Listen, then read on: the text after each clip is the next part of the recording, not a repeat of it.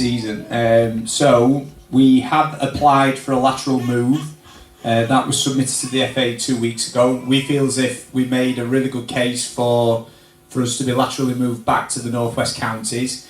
Obviously, we're still ambitious and we're still hopeful to make the playoffs. Sporting meritocracy could kick in where we get promoted. But contingency wise to be in this league next year from a club's point of view, no.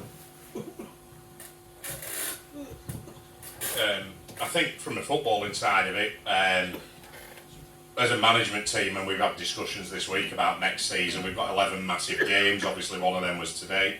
Really disappointing to lose 1-0 at home, but from our perspective, you never stop looking forward. We've had discussions about the squad even going into next season, and regardless of whether we're in Northern League, we're in NPL, or we're in Northwest Counties. I'm going to do a Roy Keane here. Whose phone's that? I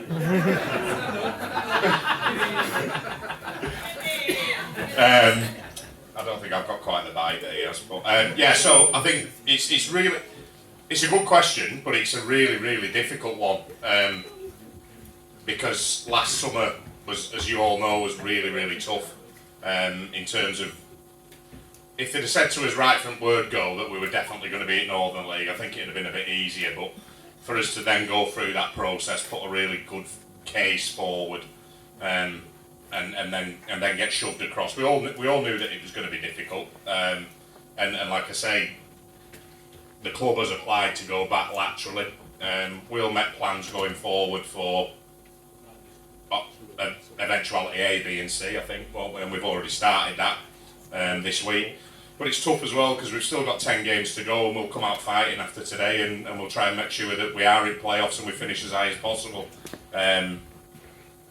So in answer to your question, from a footballing side, we're always looking to improve the squad and be better than what we were the previous week, previous month. But a lot of that will be dictated on what league we're in and when we find out. No, I think, look, we're always looking to tie our best players down. I think Bailey and James have both done exceptionally well, as have other lads.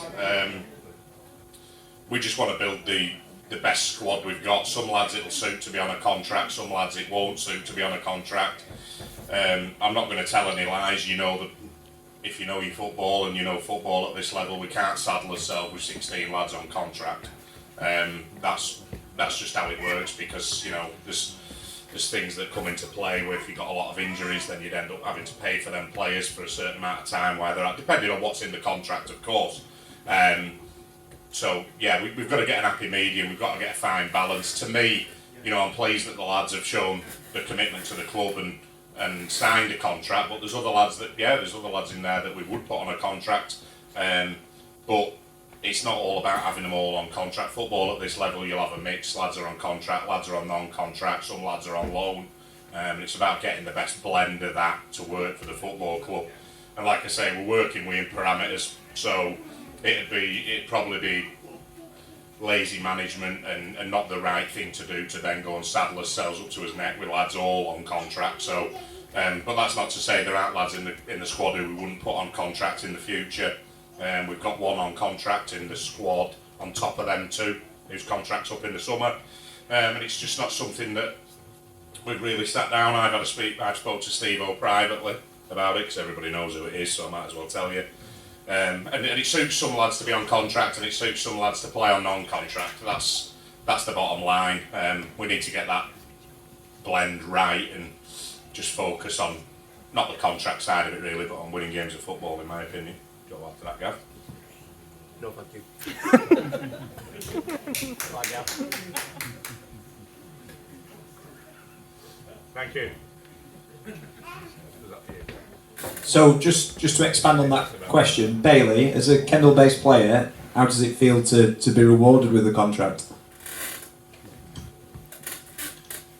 Yeah, it's obviously an honour being from Kendal. You obviously want to play as high as you can, and around here, obviously, this is as high as you can go without moving further. So, yeah, it's an honour, it's a privilege, yeah.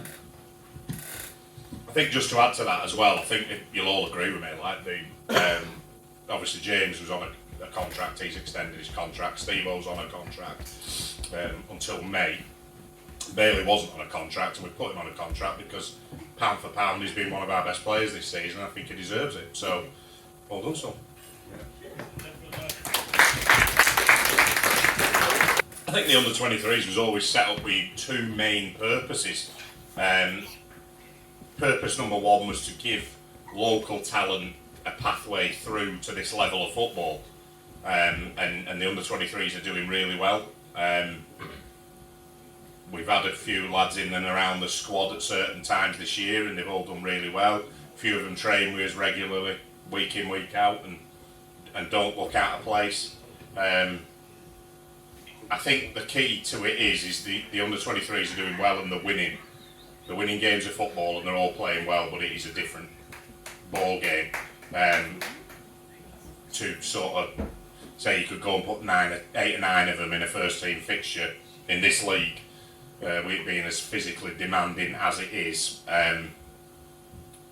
would be the wrong thing to do. But having said that, when they've played Ben Carrier, Clayton Brown, Jamie Luca, who else were from 23s, Young Heber, you know, they've never let us down. They're all good lads. They've got a lot of potential, and it's our job really to drip feed them in at the right moment and integrate them into the squad. But like I say, when you've got 10 games to go in a league season, you need to really be picking up maximum points. It's difficult. It is difficult because you're asking lads to come in and play at a level that they haven't played in before. And to be fair, on top of that, I'll be honest with you, a lot of lads in the under-23s are playing for other clubs. So then that's tough because you're trying to look after their development, and sometimes you might be trying to take a player out of a team that play 90 minutes on a Saturday and do well, and then he'd probably come into our bench and sit on bench for 80 minutes and get 10 minutes. Is that the best thing for his development when he could carry on playing for his club? We've worked hard to build relationships up with other clubs. If you look at Luca, he's playing over at Road at Kendal United. He's an example. He scores week in, week out for the 23s. He's come off the bench for us, done well. You know, so it's a tough one, but it's certainly something that pre-season gives you a good opportunity to have a better look at. You can get them in and around first team environment, give them minutes on the pitch in the friendlies, and have a further look at them there. And like I say, Mick's doing a good job with under 23s, as is Mike with 18s and Chris with ladies. So we're flourishing really off the pitch. All we're trying to do on the pitch is do is involve more teams. I think you'll have seen on social media we're advertising because we're trying to get more teams. So we're trying to grow the nucleus of everything. But it's about doing it at the right time. There's no doubt about it, some of the potential that we've got in some local lads and the belief that we've got, and if they're good enough, they will be given a chance. But it's a tough one when you're dropping them in when there's not a lot of margin for error. So that's what I would add on that fact. The club's plans are. It's tough. If this was a full-time job, we would have contingencies for all three. It's not. We all do this on top of full-time jobs and family commitments. What we did a really good job of when we got put in the Northern League was we got our heads together quickly and we put a plan together, and obviously the plans worked quite well. The team are still performing at the top end of the table. Obviously we're all hopeful that they're getting to the playoffs, and we've seen the attendances rise over the course of the season to the point where we got 400 on a Tuesday night, which I just never thought we'd see. So I kind of have a little bit of faith in whatever league we're in, with the amount of time we'll be given prior to pre-season, that we can put an effective plan together. Everyone involved in that process is open-minded and wants what's best for the club. So yeah, I'm quite confident, and it's tricky because we could be in one of three leagues. If we get laterally moved, it's North West Counties. Obviously, if we were to stay where we are, it's Northern League, and if we were to win the playoffs, we'd be in the NPL West, hopefully. So yeah, it's hard to kind of plan for each eventuality, but I have faith in the club's committee, the management team, that whatever cards we're dealt, we'll play those cards really well. I think from the management team's point of view, and possibly, well, I won't speak for my players because they can have their own thoughts on it. I think, like I touched on before, it is difficult because the not knowing is the worst bit. So it does affect, and I said this in summer last summer, it does affect recruitment. You know, we had players lined up to come in last summer that didn't come in because they didn't want to travel over to North East. Now, I think the best bit what you've just touched on there is about everybody pulling it right direction. Let's be fair about it, I don't think anybody wanted the move that we've been given. From a supporter's point of view, from a player's point of view, from a management point of view, from a committee's point of view. But the one thing that we have done is reacting to it. Now, you know, I think it's been very difficult. You not see a lot of it, but like some of the journeys when, you know, we're going on a Tuesday night across to North East, lads are taking, like, we've got called off against Newcastle. That's been, Newcastle Blue Star's been off twice now. That's been really frustrating. Like last Tuesday when we had that, we've got lads taking 4 or 5 hours annual leave to get then say at dinner time, oh, it's off, lads. So then they're either wasting the leave or they're having to see if they can work through and get the leave back. And I think that's just, you know, I'll always stick up for players. We've got a good group of lads, they're absolutely sound. But I think what you don't, well, you maybe do realise, but not as much, is it's such a big commitment for the lads going over there every week. If that 66 gets shut, we went to Tollor on 21st of December, half of the bus was knocked sick because we couldn't see. We were on a back road that I wouldn't really want to take my car down, never mind the bus. And it has been difficult, but I think the lads have reacted really well. They've all committed to it, they all want to be at the club. As for next season's great. We want to look at pre-season, we always look at pre-season at this time. Things, of course, will get affected by what league we're in, but we will always plan forward for any eventuality and try and be in the best shape that we can be. But it's always difficult because we've all got full-time jobs and there's 10 big games in front of us, so it'd be remiss of us to take his eye off the ball now when we want to plan for the summer and we want to plan ahead and make sure that we keep putting one foot in front of the other. But the most important thing is what's in front of us, because despite the disappointment of playing with 10 men for 80 minutes today and losing 1-0 at home, we've still got a chance. And while we've still got a chance, we'll put everything into that to try and make sure we finish in that top 5. Look, I think at non-league football you do get that. It's a risk in itself. But like I said before, in terms of budgetary requirements and things like that, if you based it on the games that we've played now, if we took a goalkeeper off bench week in, week out, we're paying somebody for nothing because he hasn't missed a game yet, apart from... Have you missed one? No, got called off. No, I got called off. He had one for a wedding that got brought forward, Blue Star. which got called off. So I think we're lucky just to have such a steady, good lad. And I know if he... Well, the problem is if he cheats, he lets me know too far in advance. By the time we get to weeks leading up to it, I've forgotten when he's available. Not available. But yeah, I think, you know, you look up and down land, there's a lot of non-league teams who don't have keepers on bench. It's just the way we decide to roll with it. It gives me another option off the bench from an outfield player. And like I say, at times it would be nice to have that backup on the bench, but and the likelihood of him being used is we're just going to pay him every week to do nothing.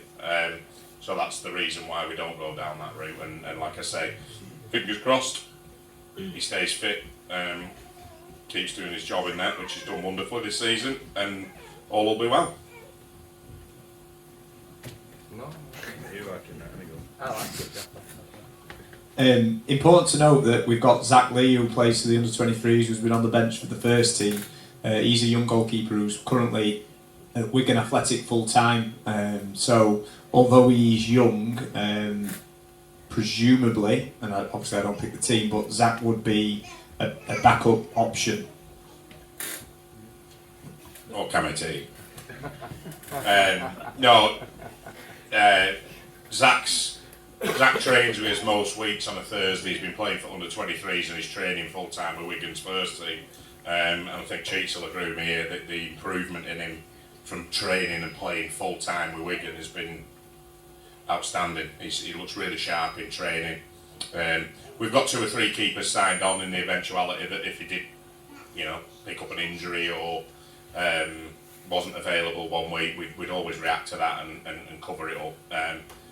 But like I say, it's one that thankfully we haven't had to do so far. But yeah, Zach would be, I'm pretty sure we wouldn't have any qualms about chucking Zach in, would we? He's a good young goalkeeper and he's got a great attitude. Right, so if you look at Tuesday, the first goal, it's a cross in the box, it's a free kick. Second balls, don't deal with it. If you look at the second goal, it's a transition. We got good possession, we lose it, they boom it up, we don't win the first header, the second header, then they play through and score. So it's not the long ball. If you look at the red card today, it's we need to step in and clear it, we don't, he gets sent off. And then the goal today, I can't remember it's just a ball, like a cross. I feel like he shanks it, Lee thinks it's a great ball, but we switch off. It's individual errors that's killing us at the moment. You know, and Cheats, we've worked with him in training about starting higher. So if you look at the games now, Cheats is on the edge of his box, ready to clear it out. And then the back four, as we call it, a boxing stance, side on, ready for the long ball. But even technically and tactically, we try and let the centre halves have the ball. So red card first half on Tuesday, we dropped Bailey in, got 11 men behind the ball, and then anticipated ready for the boom ball to come. It's the transitions that we need to work on, because the second goal, when we watch the VO back, we're wide open in the middle park. Even if you look at today, we worked on that in training Thursday night about being solid in the middle park. So if Couch vacates, the opposition fullback comes in and covers the middle park. We want teams to play around us and not through us.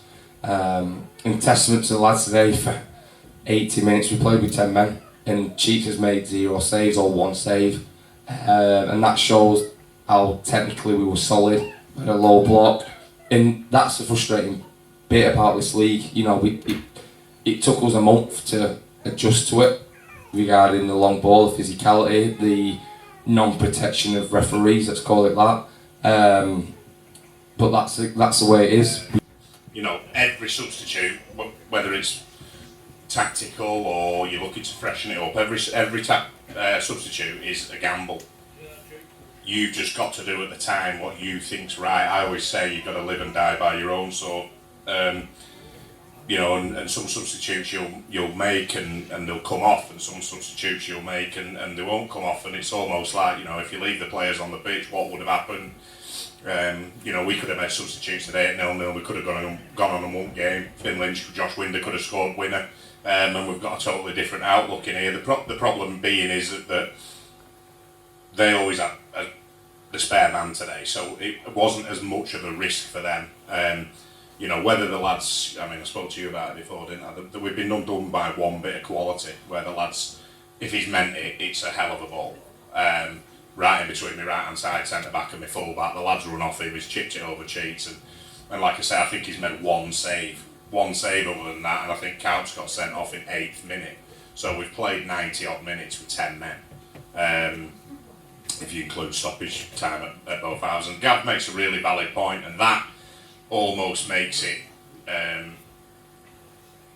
in a different aspect, the league has made that a little bit, the lads are putting so much in to the travel, and we always talk about the squad. We've got a lot of faith in the squad, and okay, it didn't work today, but you know, the lads are putting so much time and effort in to not bring them on or just give them 5 minutes here and there. You probably wouldn't have them at the football club. And I know it's a real balancing act, because we're at a level where you don't make substitutes for the substitute's sake, but we've played midweek this week. So when you look at the numbers and all the data and things that we're doing, once you start to see the numbers drop off, that's when the most, you start looking and thinking, right, are they suffering from fatigue now? That's when they're most likely to get injuries. And the other thing that we're looking at is, like, we've got 7 or 8 games in March. And at the moment, we've left 2 or 3 lads out of the squad today. That's how strong the squad is, but that can soon change. You know, we've got suspension next Saturday now, so that's 1 down. You know, we'll have 3 or 4 lads who'll play on Wednesday night here for 23s because they need minutes.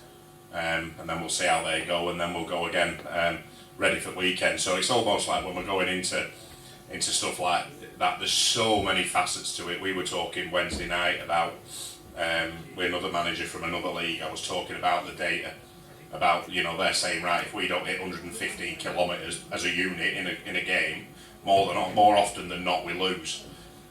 But then if you look at our numbers and compare them to that, they're not as high, but we're two totally different teams. They'll have not as much at ball as us, so if they don't have as much at ball as us, they're likely to run more. Whereas we're in possession.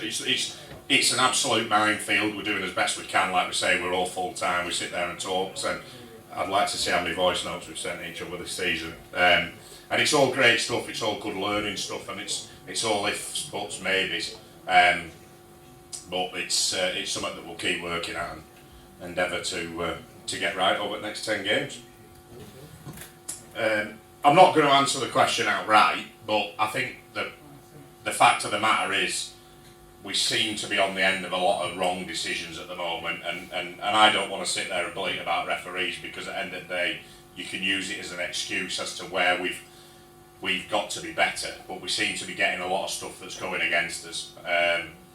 You know, if you look back over, all right, we haven't been great in January, but we go back to, if you take the Easington away game for an example, we didn't play great that day, but we were drawing the game 1-1 going into stoppage time. They get a penalty that, in my opinion, is not a penalty. We get a red card that is not a red card. So then we've lost the game 2-1 in stoppage time. We've got a lad suspended for 3 games for doing probably nothing. Tuesday night we've got to defend the first goal better, but if the referee does his job and gives the foul on the edge of the box, which I think is bordering on assault, then it never gets to that. So it's such a fine line, it's tough. You know, and I know the referees have got a difficult job, but I don't know if it's any worse, or it's just a different league. If I'm being honest with you, I think they let more go. You know, the things that we were getting fouls for last year, it just gets laughed off. You play on now. You know, if you got contact from a centre half when a centre forward's backing in, and the centre forward goes down, like you see in Premier League or Championship, live on telly, week in, week out. You know, you can breathe on them now, and it's a free kick, innit? Yeah, we get contact and we get a free kick. Here, you can get kicked up in air and they play on.